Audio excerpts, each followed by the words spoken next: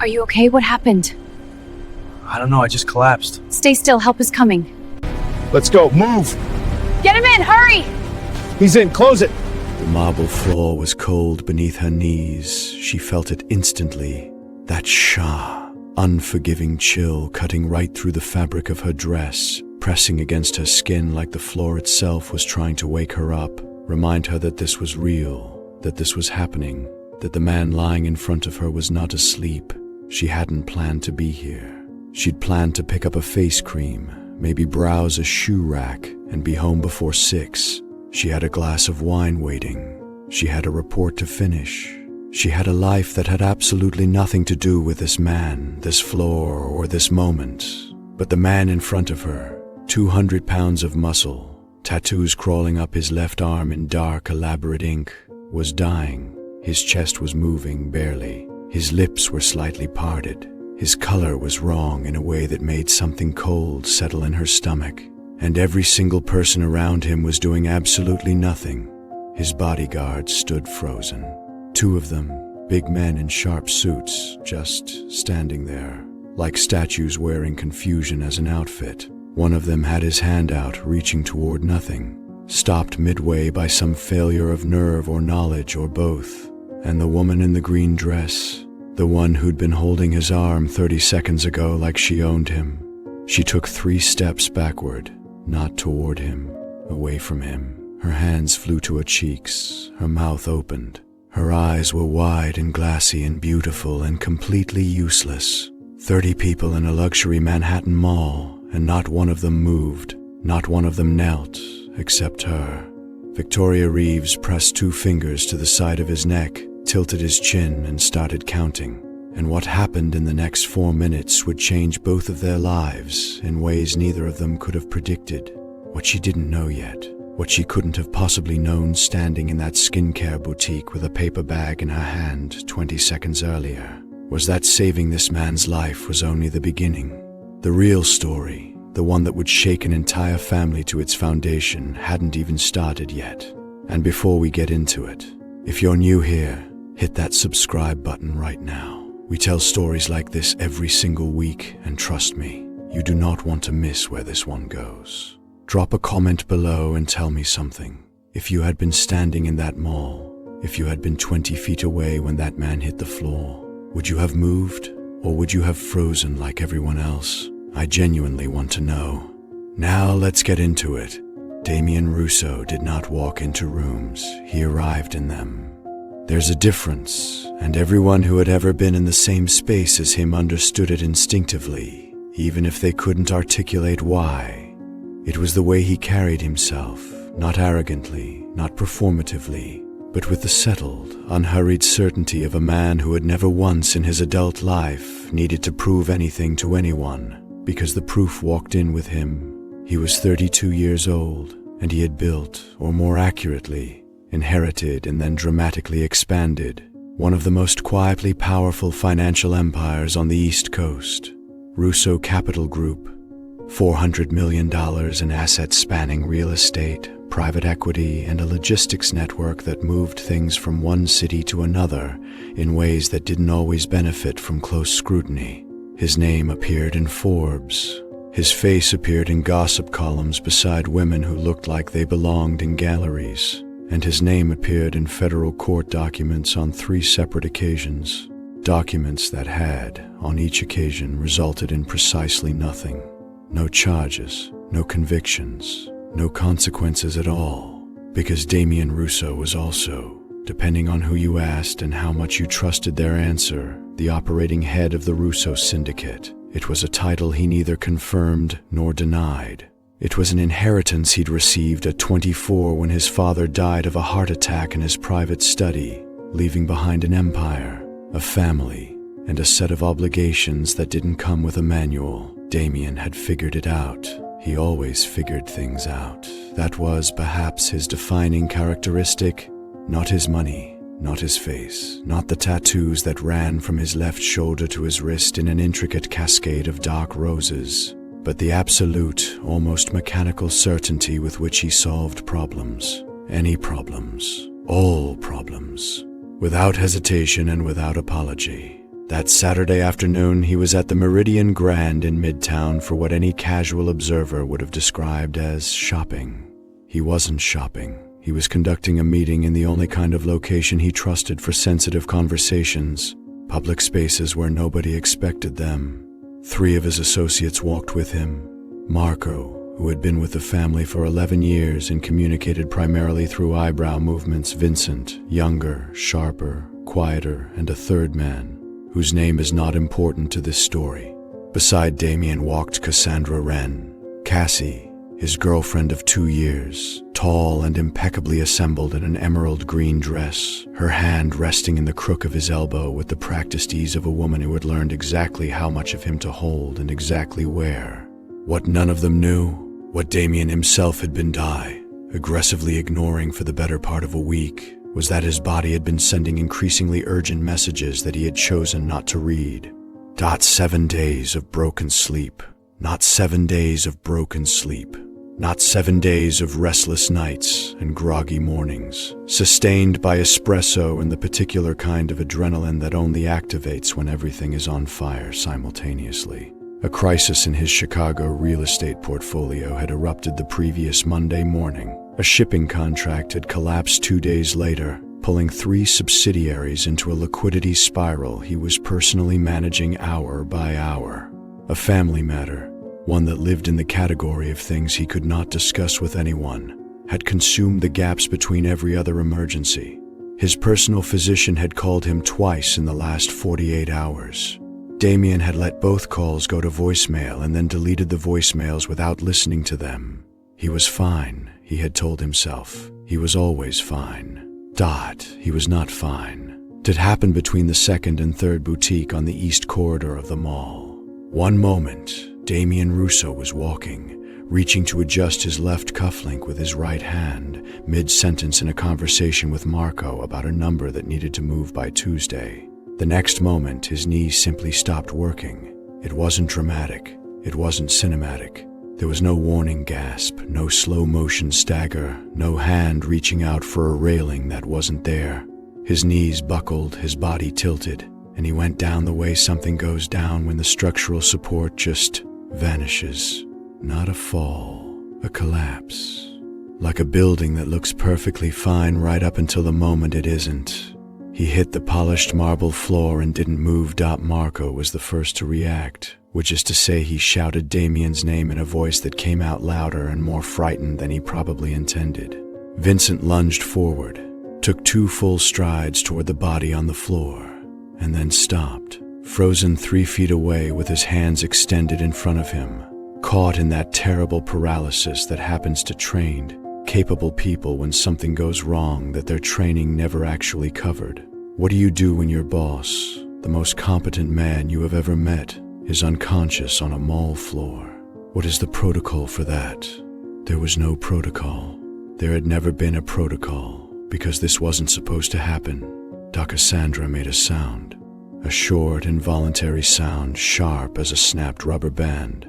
She took 1 step toward him, 1 single step, and then she looked at his face, at the stillness of it, at the absence of the man she knew in it, and something in her locked up completely. Her hands went to her cheeks, both of them pressing against the sides of her face. Her heels clicked 2-3 steps backward on the marble. Her mouth was open, but nothing was coming out. She didn't kneel. She didn't call for help. She didn't do anything at all except stand there and look beautiful and terrified and completely, utterly useless. The crowd gathered the way crowds always gather around disasters, quickly, silently, with that awful collective paralysis that social scientists call the bystander effect. 30 people, maybe more.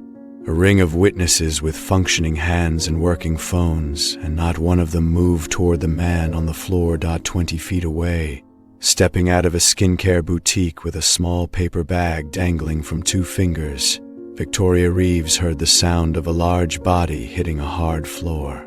She didn't stop to process it. She didn't turn and look and assess and decide. The training she'd received years ago as a weekend volunteer at a free medical clinic in the Bronx had built something into her nervous system that bypassed the deliberation center entirely.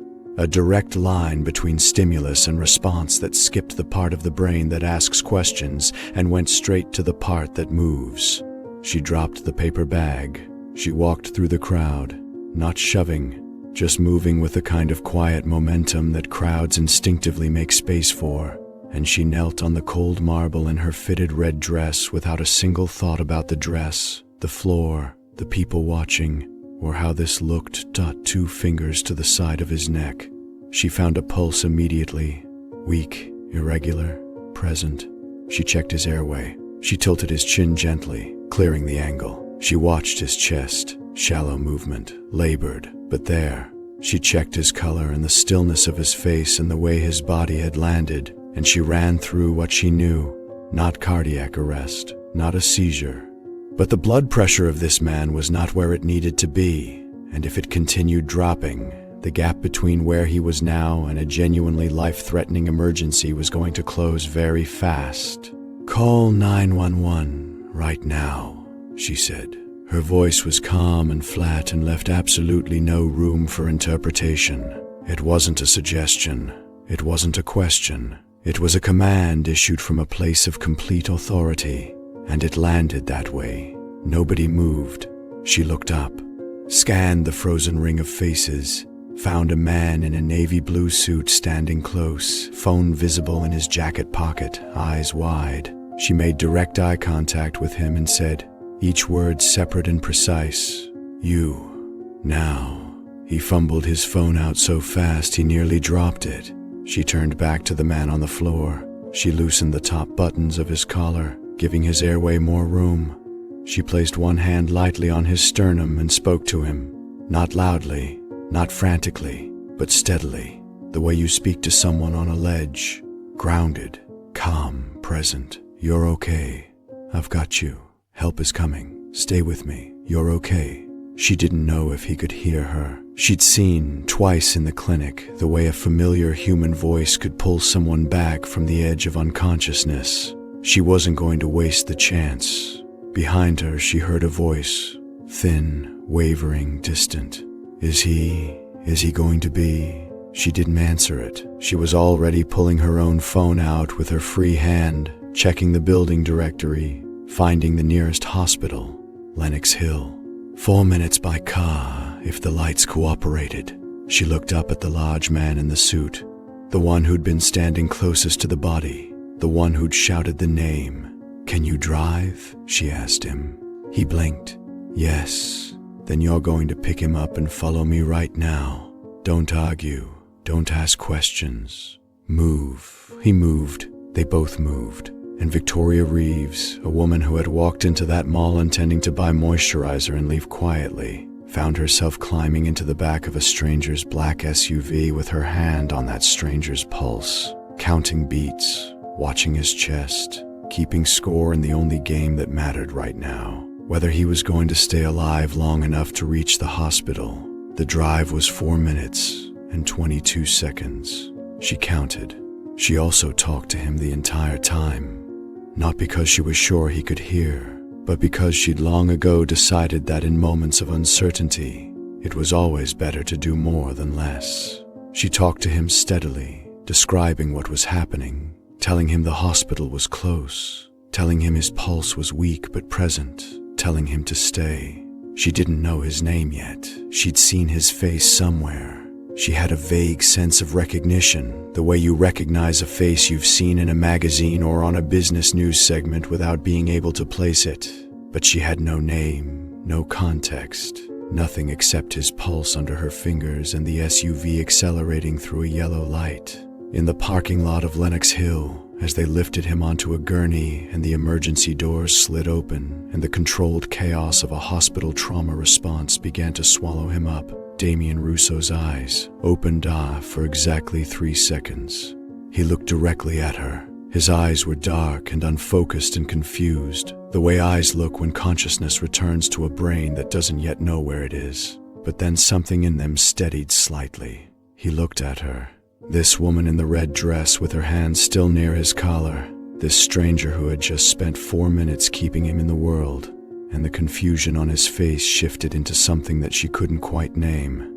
Not gratitude, Not yet. Something closer to recognition, the way you look at something you didn't expect and realize in some quiet, wordless place that it matters. Then his eyes closed again, and the gurney wheels clicked over a threshold, and he was gone. And Victoria Reeves was standing in a hospital parking lot in a red dress with his pulse still on her fingertips.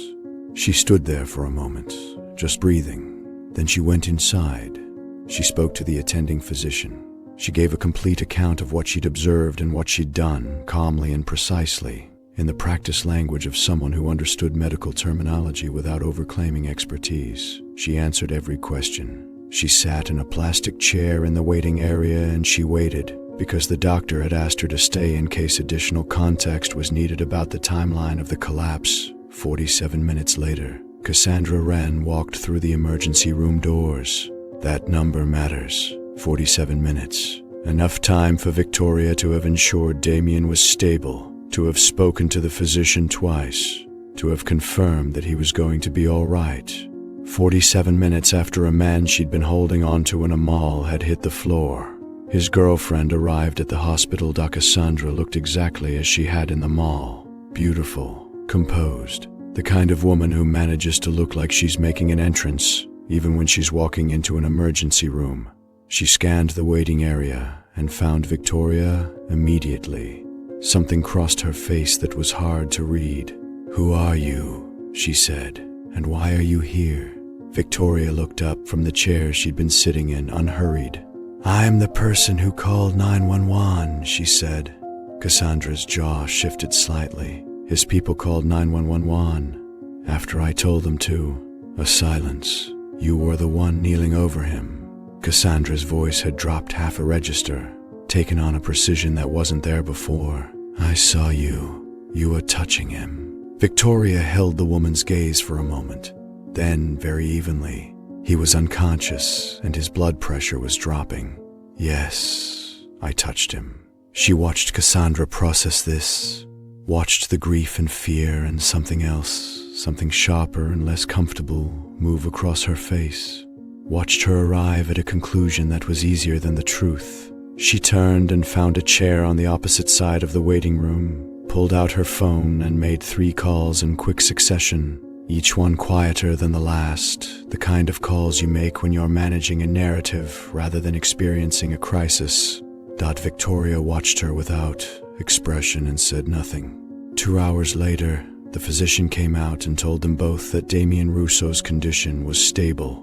Severe exhaustion, vasovagal syncope triggered by extended sleep deprivation and acute physiological stress. His blood pressure had been dangerously low. Another 20 or 30 minutes without intervention, and the conversation they were having in this waiting room would have been a very different one. Cassandra closed her eyes. Something real moved across her face for just a moment. Genuine relief, genuine fear at what almost happened, and Victoria saw it and felt something soften slightly toward her. She understood, abstractly, that fear made people freeze. She understood that training was the difference between movement and paralysis. She held no contempt for someone who hadn't been trained for this, but she noticed. She always noticed. The next day, Damian Russo was still unconscious. The day after that, he was moved from the ICU to a private room.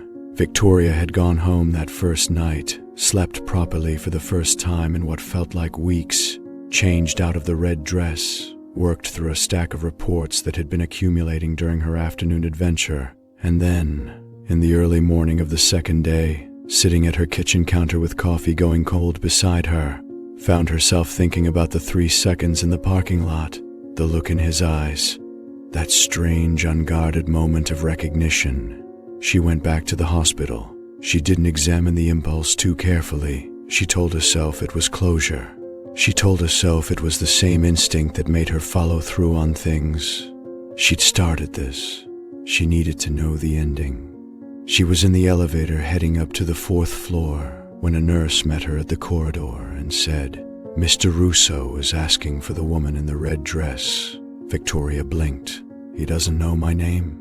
The nurse suppressed a smile. He said, quote, "The woman in the red dress who wouldn't stop talking." He said it, I think, fondly.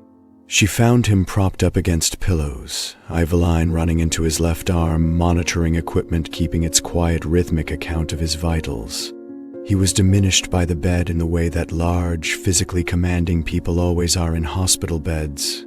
The setting made him look human in a way that his regular life probably didn't allow for. He was watching the door when she walked in, like he'd been watching it for a while. "Victoria Reeves," she said, sitting down in the chair across from him without being invited. It seemed like the right approach. "Damian Russo." A pause, a look. "You already know that. I looked you up in the waiting room." The corner of his mouth moved, the very beginning of a smile that he didn't quite let finish. "And your Wikipedia page is extremely carefully worded," she said. "Whoever wrote it is very good at implying things without technically stating them. I'll pass along the compliment." He studied her for a moment. The frank, unhurried assessment of someone who spent most of his life reading people for a living. "You saved my life," he said. "You saved your own life by collapsing 20 feet from someone who knew what to do. That's generous. I'm a generous person." She held his gaze.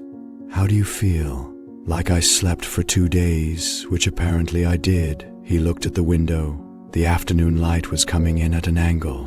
He was quiet for a moment, and the quiet had a different texture in it, something he was deciding whether to say. "Cassie left," he said finally. Victoria said nothing. "I ended it," he said, correcting himself immediately. "Last night when she came in, I watched her face when she sat down beside the bed, and I knew I've seen that face before. Every time something hard happened, that face that's just waiting for it to be over, waiting to go back to the life that doesn't include the difficult parts." He exhaled slowly. "I almost died, Victoria. I almost died on the floor of a shopping mall, and the person I was supposed to love most in the world couldn't take a step toward me." He was still looking at the window.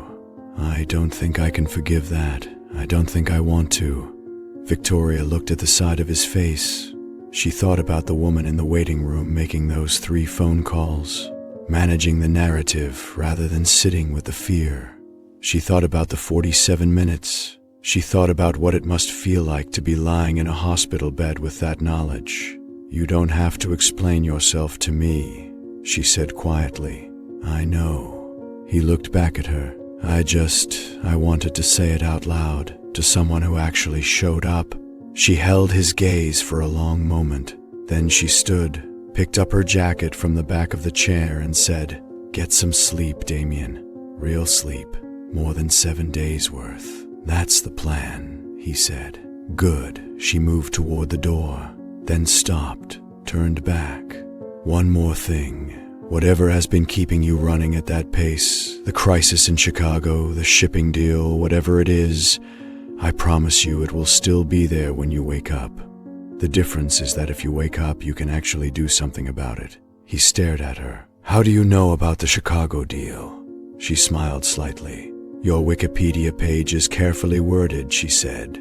"Your SEC filings are not." She left him with that, and in the elevator going down, she thought, something is very wrong with Russo Capital Group, and she was already, without quite deciding to, thinking about the numbers. She was a portfolio manager.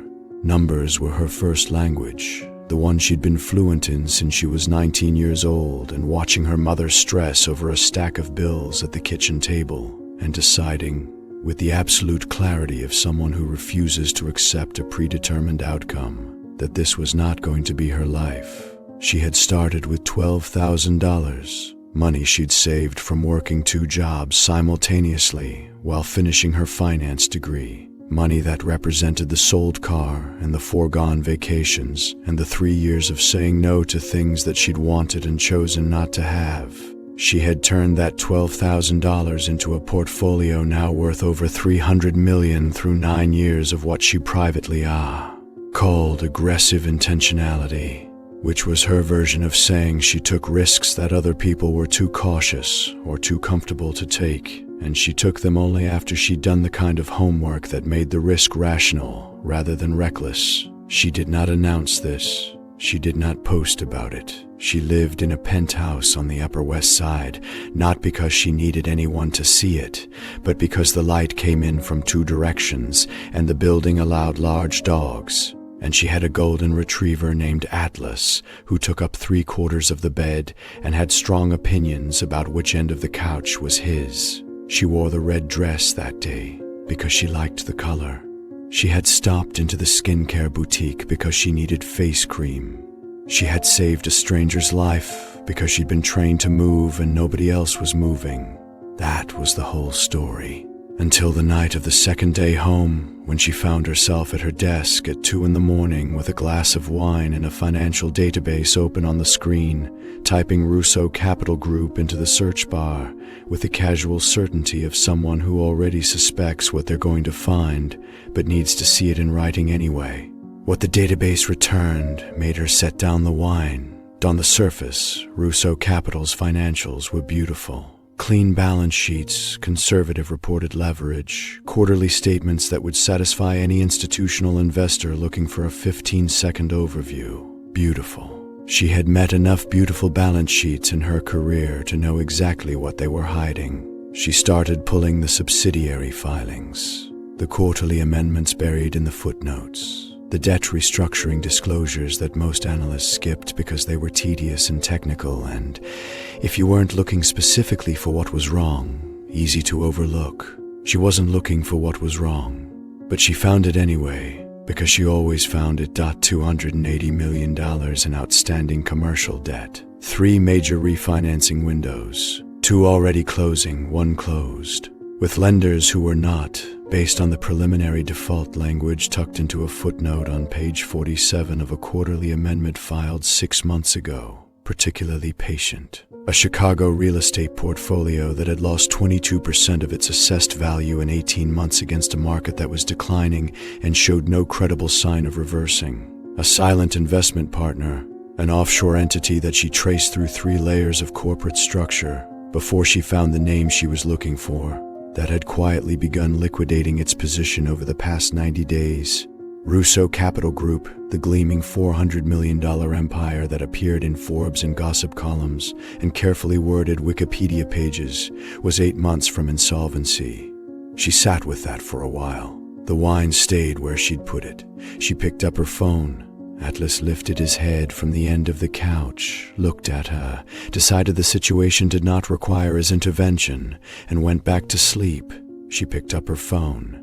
She called her investment attorney, a man named Graham, who had been with her for 6 years and had learned, over those 6 years, to answer her late-night calls without complaint, because they were invariably either extremely important or extremely profitable, and usually both.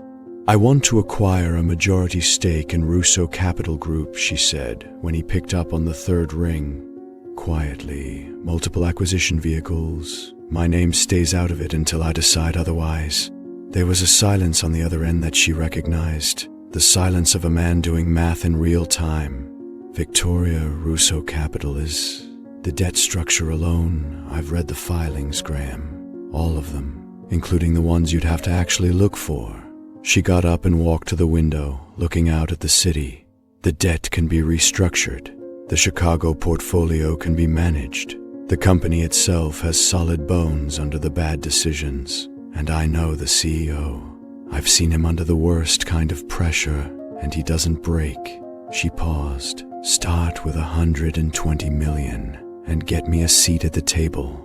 Another silence. "Then, how much of the company do you want?" She thought about 3 seconds in a parking lot. She thought about a man who solved problems without hesitation. She thought about what it would mean to walk into a room as a stranger and walk out as a partner. "Majority," she said, "whatever that requires." He called her back with the number 6 days later.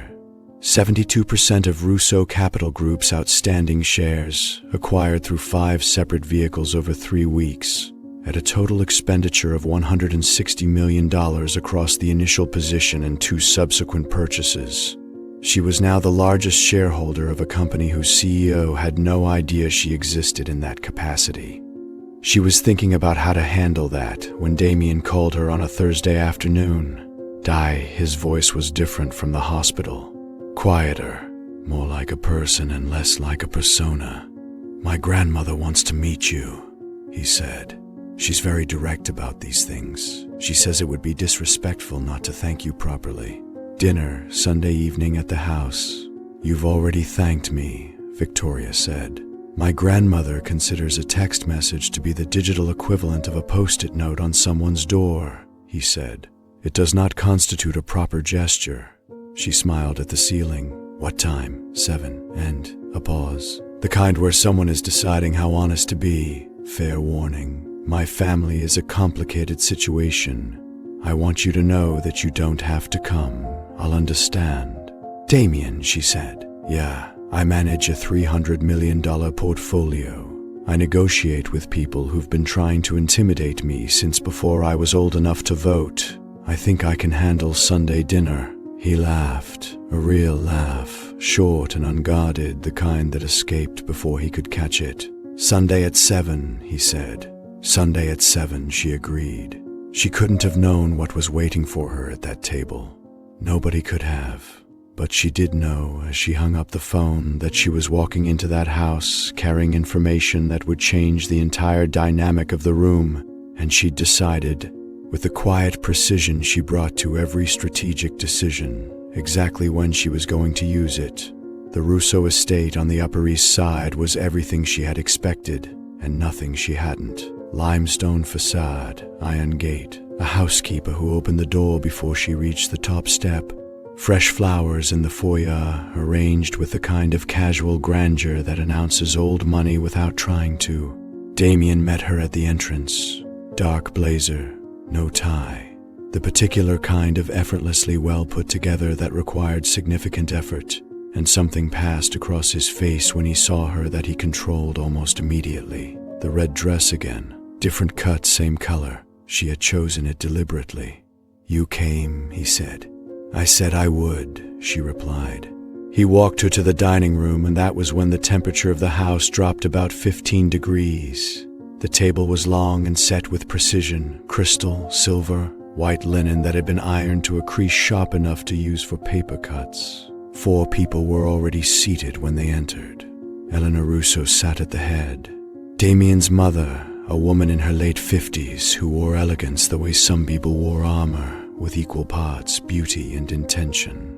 She had dark hair shot through with silver that she clearly had not tried to eliminate, and eyes that processed information the way a court did. Receive, evaluate, render judgment. She looked at Victoria the way a jeweler looks at a piece someone has brought in claiming it's an heirloom.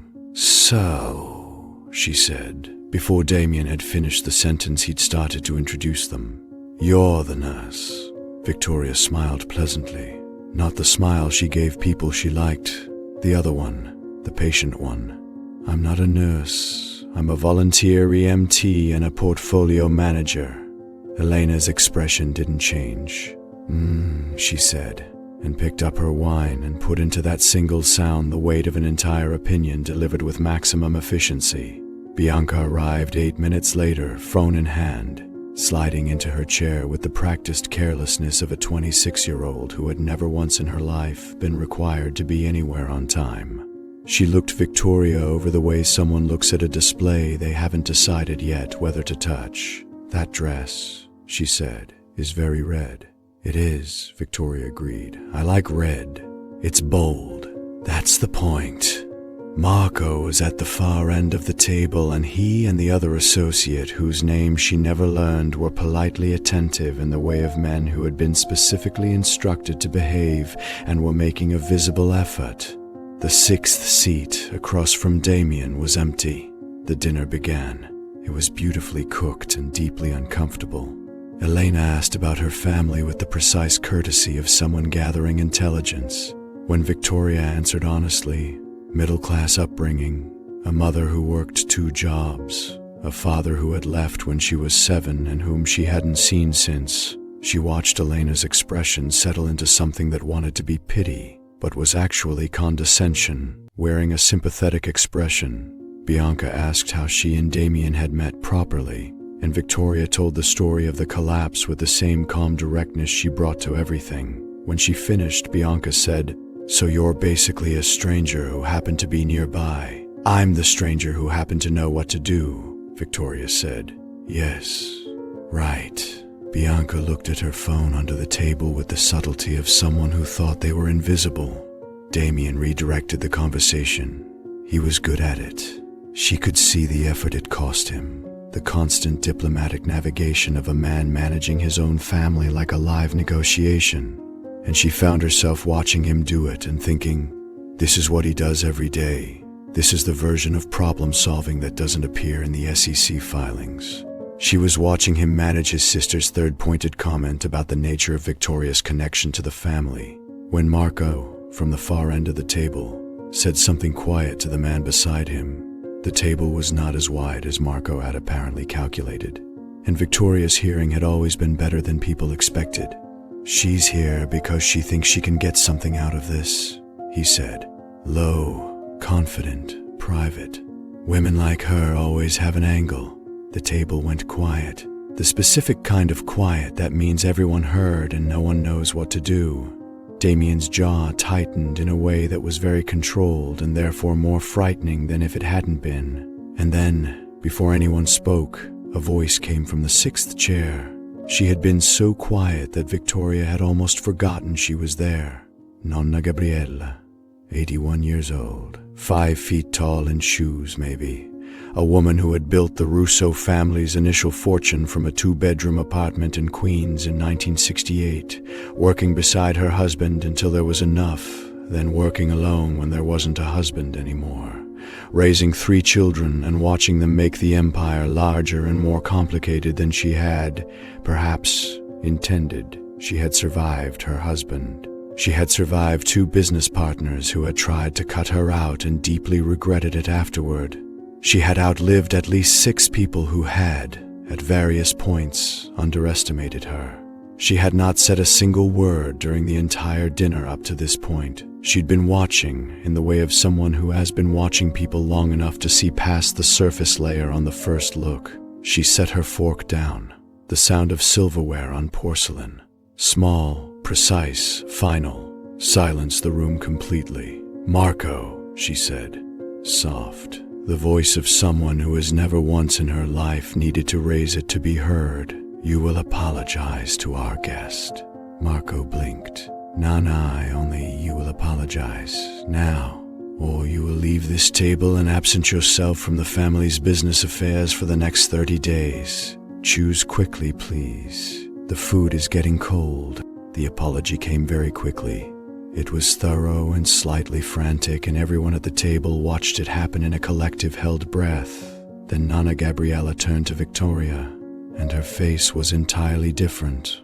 Warm in a way that had nothing performed about it, the straightforward warmth of someone who knows exactly what they see and has no reason to qualify it. "My grandson," she said, addressing the table as much as Victoria, "was found unconscious on the floor of a public building. And this woman, who owed him nothing, who had not spoken a word to him in her life, who had no reason in the world to stop, stopped. She knelt on a cold floor in an expensive dress, and she kept my grandson in this world until help arrived." She paused, letting the sentence sit. "There is no one at this table who has done more for this family in recent memory, and she will be treated accordingly by everyone for the remainder of this evening and all evenings following. Are we clear?" No one spoke. Elena's expression had gone somewhere private and unreadable. Bianca's phone was fully in her lap, ignored. Then Nonna Gabriella reached across the small space between their chairs and placed her hand, small, weathered, steady, over Victoria's. She looked at her directly, woman to woman, without any of the performance that had been surrounding this table all evening. "Thank you," she said, "for my grandson's life. From me, thank you."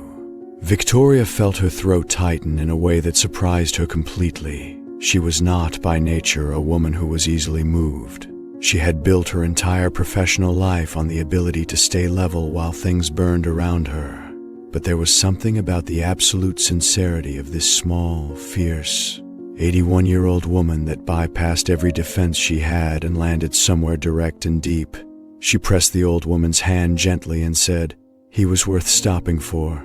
Across the table, Damian Russo was looking at her in a way he probably didn't realize was visible to anyone who cared to look.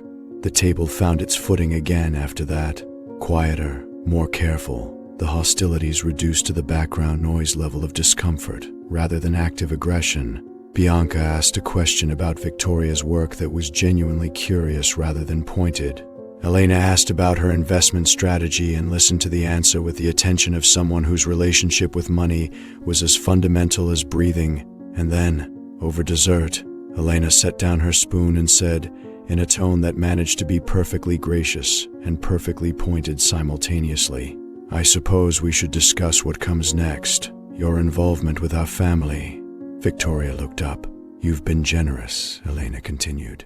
"Damian has expressed his gratitude, but I think it's important to be honest about certain realities. Our family has standards, history, obligations that go back generations. Whatever intentions you may have formed, whatever you may be imagining about your future relationship with my son, I want you to understand clearly that there are expectations and precedents that matter here. I'm sure you appreciate directness." The table was silent. Marco was studying his wine glass. Bianca had gone slightly pale.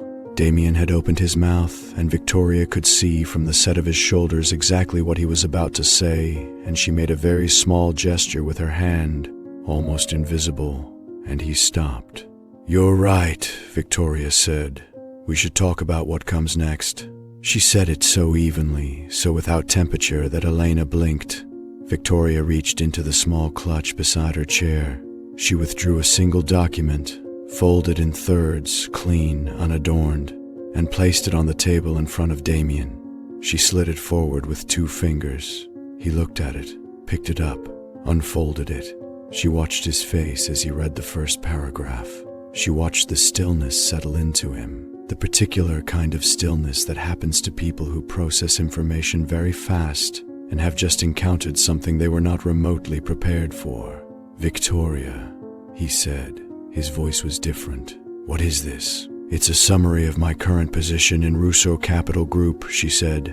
The table stirred. An audible intake of breath from somewhere.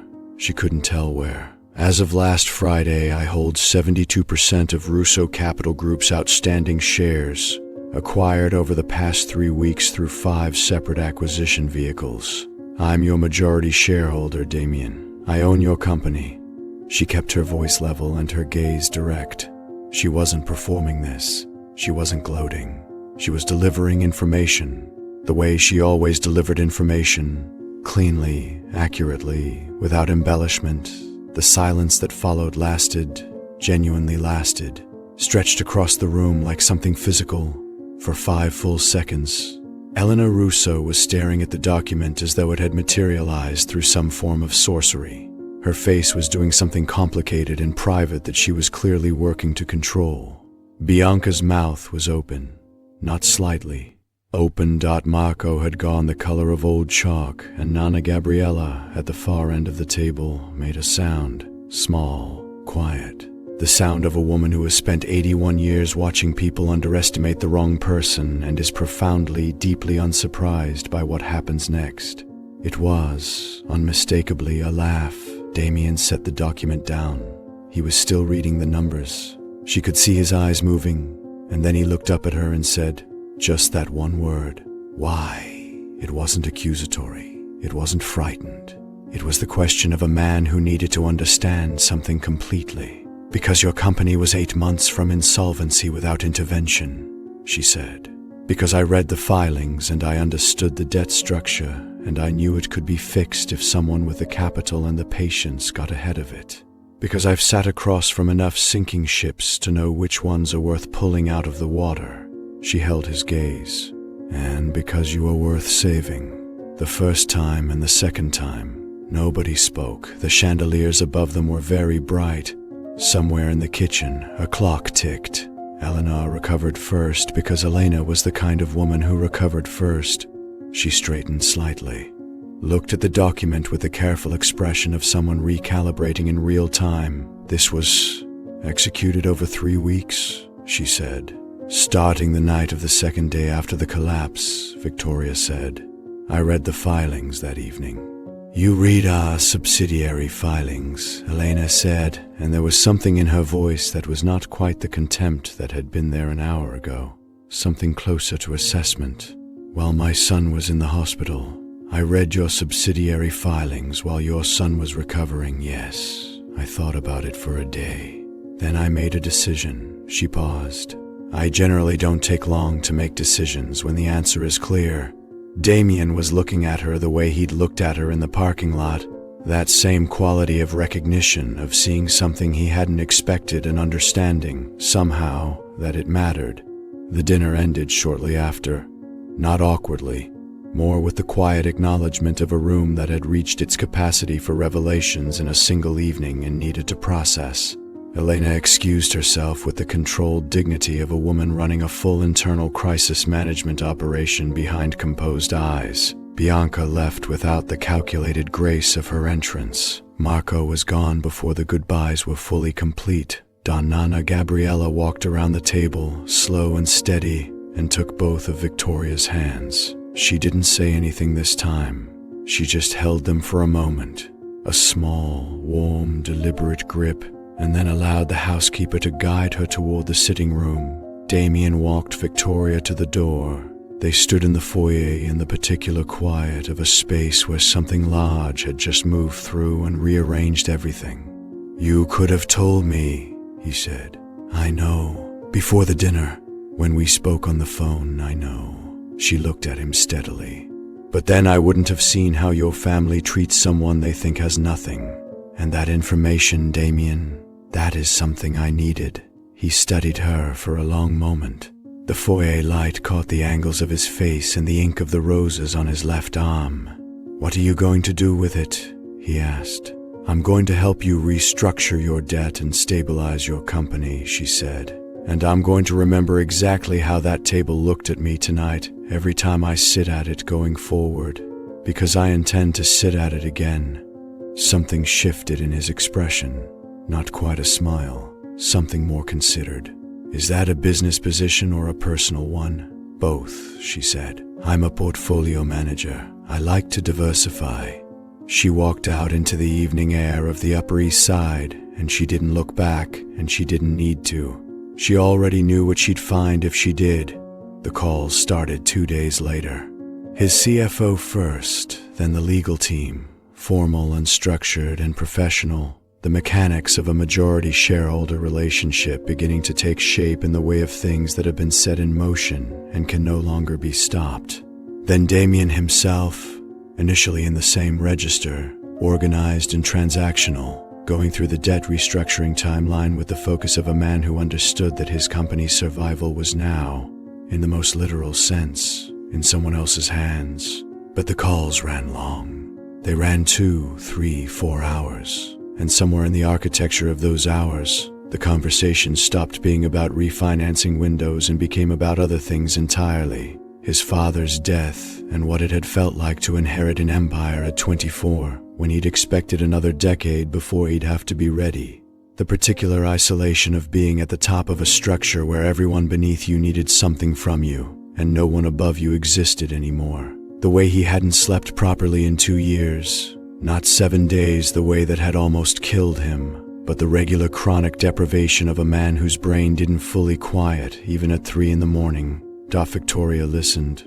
She'd always known that her real advantage in business wasn't her analysis. Although the analysis was exceptional, it was that she heard what people were saying, and she held both with equal attention. She didn't try to fix what he was telling her. She told him about her mother.